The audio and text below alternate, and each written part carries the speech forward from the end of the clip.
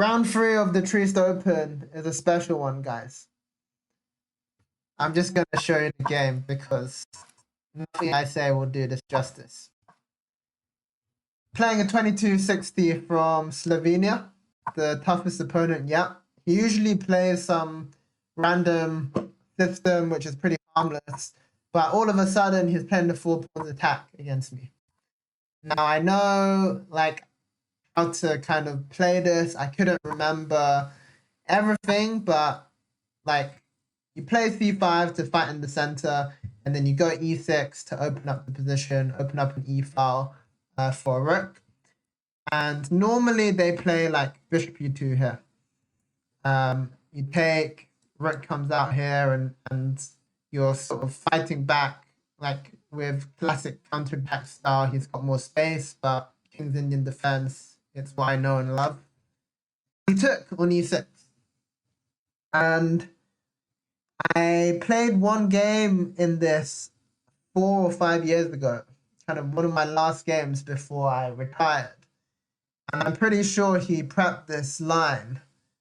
And I was thinking, can I deviate? But there's no good way to deviate here because, yeah, in this position, like the natural move is to take with the bishop. But this is actually a pretty big positional mistake because you end up with this backwards pawn on d6 is like a permanent weakness. And he always has this outpost on d5. And there's a very famous game by Garry Kasparov where he takes with the pawn, which is what I did 5 years ago, and it's what I did today. And it looks a bit weird, but it opens up the rook, and this pawn actually just helps control a lot of these key squares. So I don't have any big weaknesses in my position. Okay, bishop develops. I develop my knight, castles, and here is a moment where you need to decide how you're going to continue improving because you've done the sort of natural developing moves. And the best way here, it's known to be the best way, is to prepare to fianchetto this bishop. I can't draw arrows. Bishop's great on that dagger. And here my opponent played knight g5 pretty quickly. And this is where I knew, okay, this is his prep. And I was out of book now. I didn't know how to react to knight g5. And I think like a standard move here is queen e7. Queen e7 is probably the best move in this position. Now, I've got to be a bit careful here because I'm kind of always slightly worried about moves like f5 or e5, but queen e7 is a very nice move because it kind of just improves the queen massively to sort of control all of these key squares. Now, in the back of my mind, I remember reading somewhere that knight h5 is an idea. It definitely is an idea in these types of positions. And I started looking at knight h5. And the more I looked at it, the more it kind of made sense to me. Because, first of all, after knight h5, okay. Yeah, it's not a great move. But why I thought it was a good move, I've got a immediate threat of sort of taking, potentially. So here, there's an idea to... I can't actually do that because the rook takes f4. Yeah, I thought I had an idea like this. Rook takes, sacrifice the exchange for a pawn and the duck's for a bishop. But it doesn't quite work here because he can take with the rook first. So even that wasn't even on the cards. So no wonder knight h5 is just a terrible move. And my opponent didn't see that he can take with the rook either. He played g3. So he responded to my fake threat, which I didn't know was a fake threat. I really need to be playing better in this tournament, man. Yeah, knight h5.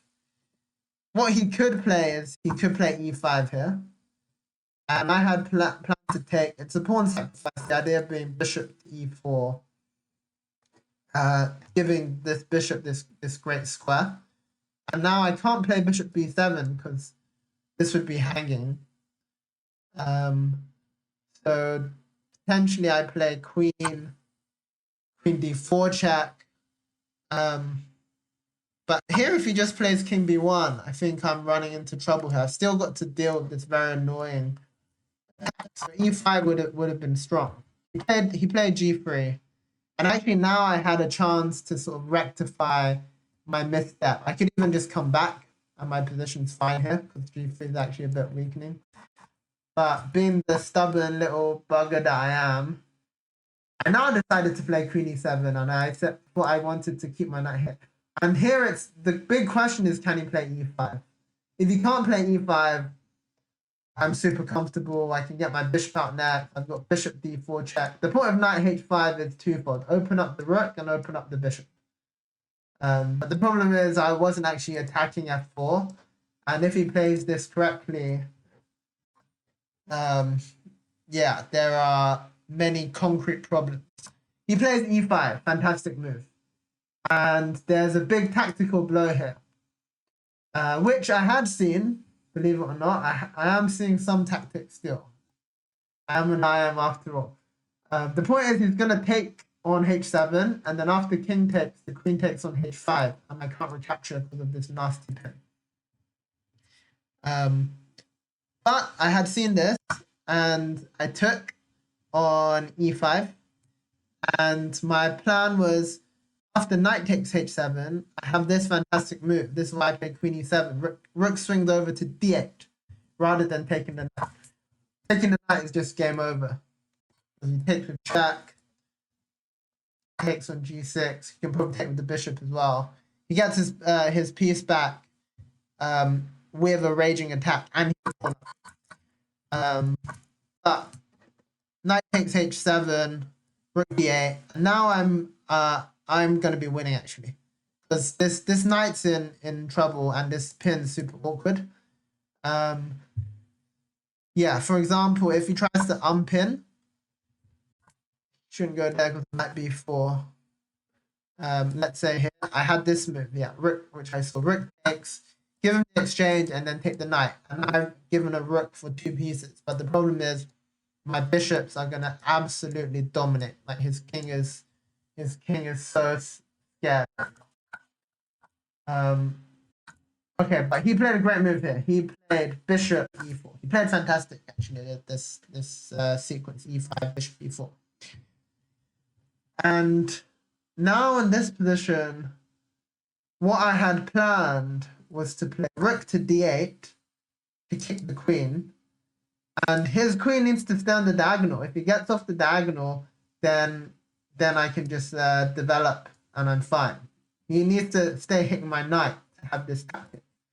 And I saw if he goes queen e2 or queen f3, I jump in with knight d4, which is a big tempo move, and then I can play bishop b7, trading off this really important attacking bishop. And if he plays queen g4, I was going to play knight f6. What I had missed, and I realized to my shock after he played bishop d4, is here he has this move, queen to h4. And I'd thought, like, after knight g4, I'm good. I'm Gucci because I'm going to take the bishop, and then as soon as I get rid of that bishop, I'm fine. But the problem is I've actually kicked his queen onto a super great attacking square.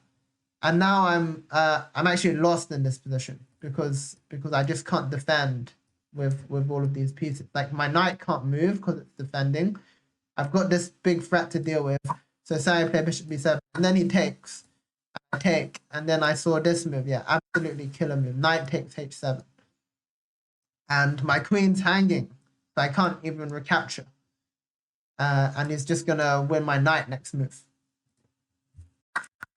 So yeah, my original plan move did not work with rook d8. So I had to switch to a plan B here. And I thought I found a nice way, but I'd missed. Yeah, I mean, I did find a way, but there was a a better way. I'm in a little bit of trouble here, but the computer's solution here is really nice. He plays Queen D7, and the point is it defends here, but it also looks at trading the queens off. So now after knight takes, I can trade the queens off before recapturing here. So yes, he takes here, but this endgame is playable. Like, material's even. If he plays accurately, I'm probably in a bit of a pinch, but it's not the end of the world here. Yeah, I did not consider that at all. I was still thinking I'm gonna fight for the win here, and I played bishop b7, which is also a good move, to be fair, actually, practically. Get the bishop out here, but what we both missed is he has this fantastic move, knight takes e6. I can't take because of the pin, and now I probably need to sacrifice the exchange, and I don't really have enough compensation because these bishops get traded off. But still playable, but pretty bad. He played knight takes h7, which is what I expected. And here there is a fantastic move here, which makes so much sense. So again, I can't take the knight because queen takes h5 is killer. So how do I deal with this situation? My solution was to sacrifice the exchange. But actually, I don't really have enough compensation the way I sacrifice the exchange. But there's a really nice way to do it. And in this position, I guess the key question you should ask yourself is, which of white's pieces is really key in this position? This knight's like attacking stuff, but it's not a big deal, right? Like, this bishop's gonna be important, but it's kind of chilling. This knight's a good piece, but it's just that.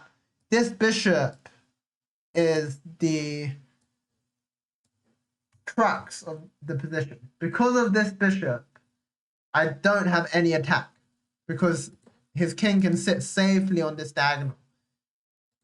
So the smart way to deal with this is to say, oh, you want to take me? Give me your bishop for it. Yeah, this would have been so good. Yeah, I'm still not in peak form yet because this is usually the type of move that I just naturally see. Today was not a good day. But okay, the point is, after he gives up the bishop, now my bishop has no one to challenge. He can, I think he's still fine here, but now it's like it becomes a full-on game. Like, there's real risk of me fully taking over and just smacking him in this position. Knight g5, knight d4. Like, this bishop is going to be a beast for the rest of the game. Like, I can always cash in for a pawn as well if I want to. Exchange down, but like, really nice position. He has to play really, really accurately to sort of maintain the balance. Okay, I knew I had to sacrifice the exchange, but I did it the wrong way by taking the pawn.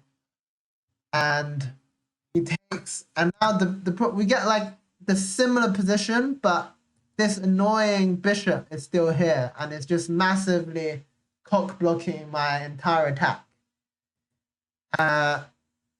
And for some reason here, I thought he was going to play knight e2 to stop bishop d4 check, but he played a great move, which I did not fully consider. I just felt like giving me this bishop, I would be fine. Because usually this, like, getting this dark square bishop, my bishop becomes the beast. But the problem is I'm going to exchange down, and if I take, he plays rook takes, and I'm just running out of pieces to attack. Like, I'm just going to be in an endgame and exchange down.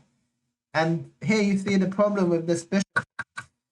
So yeah, I think this is a moment where I realize I'm probably lost here, aren't I? But yeah, when you're lost, you gotta be a slippery fish. You gotta lube yourself up and don't let them catch you. So here I had to find a way to make it difficult for him. I started with bishop d4 check. That bishop has to go on that diagonal, and it poses an interesting question to him. Do I put Does he put the king on g2 or h1? Because in some of these positions, like one of the squares is winning, one of the squares is losing. Right. Spoiler alert, like both of them are winning for him. But when you get these choices in the game, like it is worth spending the time to work out what are the differences and why and which one should I go for. Because sometimes it is the difference between a win and loss. Yeah, the trade-offs here is on g2. I guess the bad thing of g2, on g2, if there's ever an endgame, the king's in a much better space, but it's on this file, which can be a bad thing. He picked g2, but he's still good. Like both g2 and h1 were winning here. And now probably I should still do this rook f5. But to be honest, like he can just ignore me. But yeah, I think this is probably the way to go. Give another exchange. Because actually, yeah, if he takes and I take, I can't take here. I need to defend and I have to take like this. But like this position, I'm 2 exchanges down, but just getting rid of that bishop is worth it. Now I've got some attacking ideas. Okay, I play knight a5 here. And this is my slippery fish attempt. Rook f5 would have been even more slippery. I'm attacking the pawn, and I've got a threat of bishop takes c3. And if he takes me, like this endgame is not trivial. Takes.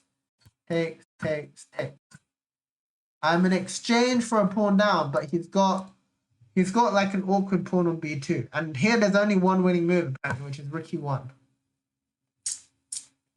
And then if I defend, the point is the knight comes in and he this is a great move. Like he ignores my threat and creates his own threat. Because it's really awkward for me to defend this pawn. I probably need to defend with the rook, but now the knight comes in. I can still fight. It's not fully GG, but it's pretty close to losing. So yeah, the endgame didn't look that strong. You have to find rook e1. He played queen to f3. And he missed a great move here, which is queen g4. And the point is he's going to take here with check. And I just don't have a good way to respond to this. Like, I can't defend with the rook because of this pin. Like, if I trade, this doesn't help me. I've still got the same problems. My knight's now offside, so queen g4 would have been a kind of a killer blow here. Luckily for me, he played queen to f3.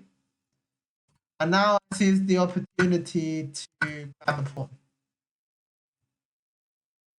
And here, actually, again, I give him the option to go into an ending.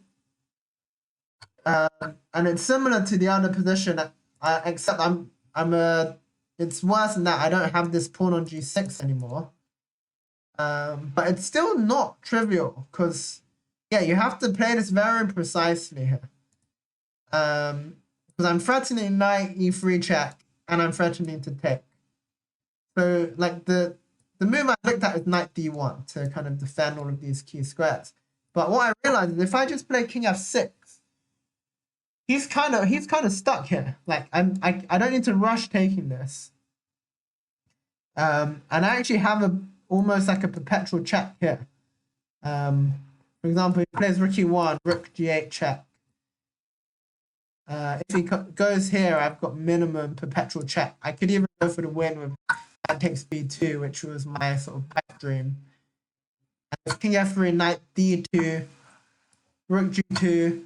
Suddenly I get loads of counterplay.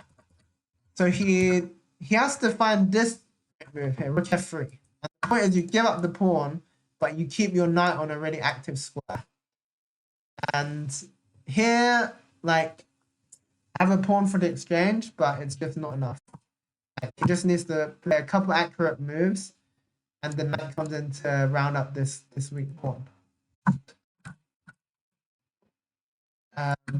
Luckily for me, he freaked out about the ending and he played king back to h1. And he's probably kicking himself that he didn't play king h1 earlier. Remember when he had the two options. And now I felt I was kind of back in the game. I need to defend this pawn. I could defend with the queen, but then my queen kind of gets tied down. But probably I should play queen f7 with the point that I can go to potentially f5 and get like a favorable version of the ending here. I chose king g7, which is also decent. The point is I want to kind of keep my queen free to do nasty stuff to him, and I'm gonna get some employment for my king. He goes rook g1, and now I can't actually take. It's a smart move here, Richard. Because after he takes, he ends up with a big double attack on g6 and c4 that I deal with. So, okay, I need to deal with the attack. I block with the rook, and then he plays rook g2. And here he was huffing and puffing a bit because he knew he'd lost control. But this position, I couldn't work out how to take the game over. And I guess the reason is because he's actually okay here. Like everything's relative, right? I went from losing to okay. And my mindset was like, oh, I'm winning here. And I think he had the same, like reading his body language. But the reality is like, this is just a really dynamically balanced position. And the way to play this is I need to proposition an endgame somehow, which I knew, but I did it the wrong way. The way to do it is play queen to d6, attacking f4, and after he defends, I can play queen d5 and go into an endgame like this. My king's super open, which is why I want to go into an endgame. I did it the wrong way. I did it in a pretty terrible way when you compare it to that. Yeah, why did I not play queen d6? I think I was like, yeah, knight e2. Rook f1's not possible because I just fork. Queen d6 would have been a nice move. I think yeah. I saw he could check and come back. And I saw this would be a draw by repetition. So maybe I was a bit overly ambitious here. But what can I say? Sometimes you gotta gamble. So I didn't want to allow the repetition, which is why I played knight to d6 instead. Now he plays the queen to f3. And here probably the ending that I go into is not great. I play queen b7 to get into this end game again. But the problem now is my knight's on a terrible square. Like, it's very similar to all the other positions, but I'm just a lot less active. So probably I need to kind of keep the balance, play a move like e5, and try and fight with the queens on. But it's going to be very difficult to win this position because my king's so open. But objectively, that is the way to go. Okay, queen b7, and we get into the ending. And here he played rook g4, which is a terrible move. And he offered me a draw. If he had played any other move, I would have seriously considered it. But rook g4, okay, the logic is very clear. Defend the pawn. But the problem is, this rook is terrible now. Like, this rook, all it does is defend the pawn. Like, this g6 is never a weakness because he can't get the other rook here thanks to my amazing bishop. And now he's kind of just lost like half of this piece for the next like 10 moves. Because he can't activate his rook now. So this position, what I was scared of, and my instinct was correct, is knight e2. Giving up this pawn and then bringing this rook into the game. Computer says e1 is possible as well, which is interesting. I thought rook d1, eyeing this up, and then move like rook f7, and then he can go to g1. Yeah, and it's very awkward for me. I have to like give up this pawn. Either give up the pawn or defend with rook f6, which is really awkward. So maybe I was planning to do something like this and then try and run this passer through to the end. And yeah, it's still tricky, to be fair. Like, I have been a slippery fish because this pawn it looks pretty scary. But if he plays this correctly, he should be better. Okay. Yeah, and then the other move is rook e2 in this position. Point being that after I defend, the knight comes into the game. Yeah, it's like sometimes the strongest defense is attack. He should be attacking my weaknesses rather than just passively defending his. As soon as he played rook g4, I knew like this is great. Bring the knight in, best move. Like, definitely need to activate that knight. He now activates the rook, but I can defend both these weaknesses with my king. And now he doesn't have time to get the knight into g5 because I can just exchange and take on b2. And then he played this passive move, knight d1. And time's getting a bit low now. So I was trying to keep the tempo up.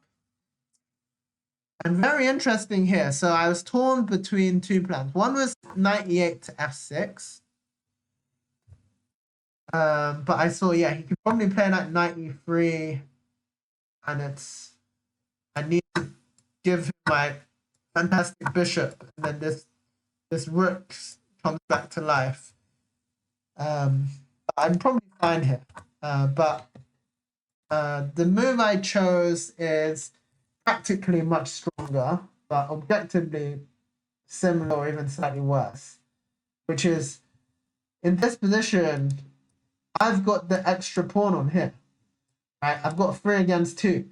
So here I'm gonna go and create a passed pawn, while he's like dilly-dallying with holding all of his pawns with passive pieces.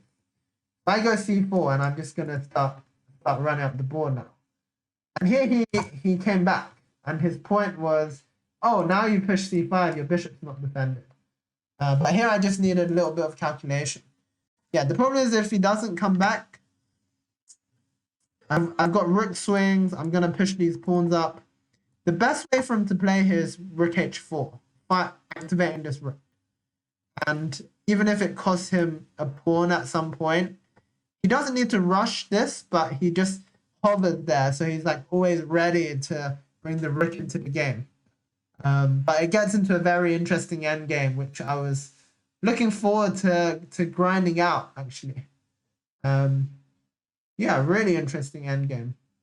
Yeah, I was thinking a5 here, get the pawns up the board, which computer says is very reasonable. The other move it wants is bishop f6. Right, the point is force this rook to make a decision. Right? Do you want to keep the pawn, or do you want to activate yourself but then lose this pawn? Bishop f6 is a nice move. Okay, he came back to c3, and then I played b5. And here he needs to play like a3, but then a5, b4 is coming. It's very difficult for him to play. But yeah, with accurate play, it's definitely holdable. He played rook d1 here, which was his whole idea. But now I had calculated this line. I just take and I come in. And this is threatening this massive family fork. And also attacking the knight. This knight is a fantastic piece. And like his idea of checking me is no good, because now I attack the knight, attack the rook, sorry, and I fork. So he can't defend against, he can't save both his rooks. So here he plays king g2, best move to get rid of this fork. Now I take, he checks and takes the pawn. And now I find the best move, rook d5, and I'm just coming in to mop up this pawn. He played rook h4, and then something strange happened. I was like checking, checking what to do here. And I saw I'm gonna do rook d2 check. And I wasn't sure if this endgame was winning, because he has like rook h7 idea, and it's even threatening checkmate. So what I was planning to do is I was gonna check him again to get this rook onto a nice square, cutting the king, and then pull the knight back to d5. And now I've got a very nice setup. This knight actually stops the rook behind the passed pawn. It eyes on f4 as well. So if he plays rook h7, I can take on f4. And I think I would convert this, but it's still not over. But yeah, what happened was he played rook h4, and I was thinking I'm gonna play rook d2, rook d3. I was just double checking, and then he just told me I resign. And I was like, oh, thank you. But it's like, yeah, I guess it is pretty bad. It is pretty bad. He's only got 4 minutes. And I'm pretty sure I would convert it. But I was surprised that he resigned here. I think I still have to play some good moves. And with 12 minutes, it's not trivial. But yeah, we'll take it. So yeah, I'm now on 3 out of 3. I have no idea how I'm on 3 out of 3. I need to play massively better for the rest of the tournament. But yeah, the great escape this game. My accuracy was only 88. Like when it's under 90, you know something's wrong. But yeah, there's only going into tomorrow, round 4. There's only 3 players left on 3 out of 3. I'm one of them, and I'm playing the top seed tomorrow, 25-60 Grandmaster from Croatia. So hopefully it'll be a good game. I will catch you in the next one.